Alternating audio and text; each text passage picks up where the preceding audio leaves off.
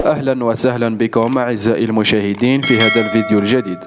إذن بعد خسارة المنتخب المغربي ضد المنتخب الفرنسي في نصف نهائي كأس العالم المنظمة حاليا بقطر، خرج المشجعين العرب للاحتفال بهذا الإنجاز التاريخي لأسود الأطلس، وخاصة المشجعين الجزائريين الذين تحسر معظمهم على الهزيمة ضد فرنسا، وكانوا يتمنون الصعود إلى النهائي لملاقاة المنتخب الأرجنتيني.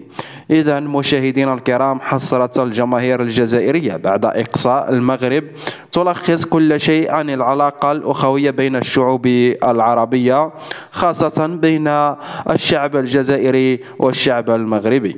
والسلام عليكم ورحمة الله تعالى وبركاته.